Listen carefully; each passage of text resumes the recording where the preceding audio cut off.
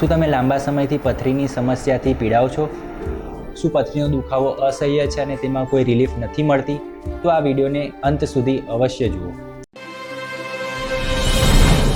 હું ડૉક્ટર નીલ પટેલ, યુરોલોજિસ્ટ તેમજ એન્ડ્રોલોજિસ્ટ તરીકે સુરત ખાતે કાર્યરત છું. પથરી એટલે કે કિડની સ્ટોન આ ખૂબ સામાન્ય રીતે જોવા મળતી સમસ્યા છે. આ ઉનાળામાં થવાની શક્યતા વધારે રહેલી હોય છે. ઉનાળામાં પરસેવાના લીધે વોટર લોસ થતો હોય છે, તેમજ ઘણા લોકો પાણીનું ઇન્ટેક ઓછો હોય તો ડિહાઇડ્રેશનના લીધે પથરી થવાની શક્યતા વધી જતી હોય છે.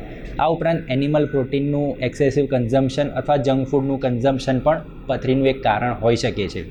પથરીના લક્ષણોમાં પેટમાં દુખાવો થવો, પેશાબમાં બળતરા થવી અથવા તો પેશાબમાં લોહી પડવું આ પ્રકારની સમસ્યા હોઈ શકે છે. જો ઘણા લાંબા સમયથી પથરી શરીરમાં હોય તો તેના લીધે કિડનીમાં સોજો આવી શકે છે અને સોજો કિડનીને ફેલ પણ કરી શકે છે. તો પથરીની સમસ્યા હોય તો તેને લાઇટલી ના લેવી જોઈએ, કેમ કે અમારી પાસે ઘણા ખરા એવા પેશન્ટ્સ આવતા હોય છે કે જેમની કિડની ફેલ થઈ જતી હોય છે પથરીના લીધે, અને જો તેની પ્રોપર ટાઈમ પર ટ્રીટમેન્ટ કરાવી લીધી હોત તો આજે એમની કિડની બચાવી શકાતી હોત. પથરીના ડાયગ્નોસિસ માટે મુખ્યત્વે એક્સરે, સોનોગ્રાફી તેમજ સીટી સ્કેનની મદદથી આપણે ડાયગ્નોસિસ કરી શકતા હોઈએ છીએ. પથરીને જનરલી આપણે 3 કેટેગરીમાં ડિવાઈડ કરતા હોઈએ છીએ. પહેલી <5 mm પથરી, તો જેમાં આપણે ફક્ત પાણી પીવાથી અથવા તો નારિયેળ પાણી કે લીંબુ પાણી પીવાથી પથરી જનરલી નીકળી જતી હોય છે. તેમાં કોઈ પ્રકારની મેડિસિન અથવા સર્જરીની જનરલી જરૂર પડતી હોતી નથી. બીજું 5 થી 10 mmની સાઇઝ, આ પથરીમાં આપણે વોટર ઇન્ટેક તદુપરાંત મેડિસિનની પણ એડવાઇસ કરતા હોઈએ છીએ કે જેના ઘણા ખરા 70 થી 80% કેસમાં 5 થી 10 mmની પથરી પણ નીકળી જતી હોય છે. ત્રીજી કેટેગરી આવે છે 10 mmથી મોટી પથરી.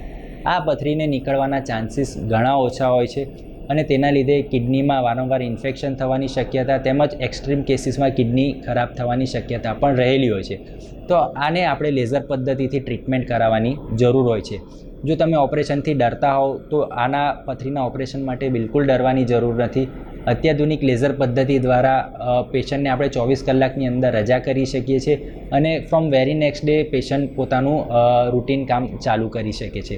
તો જો તમે આ પ્રકારની પદ્ધતિથી પથરીની તકલીફથી પીડાતા હોવ, રિઝલ્ટ ના મળતું હોય, દરેક પ્રકારના દેશી ઉપચાર કરી લીધા હોય તેમ છતાં કોઈ ફાયદો ના થતો હોય તો યુરોલોજિસ્ટ ડૉક્ટરનો અવશ્ય સંપર્ક કરો. Thank you.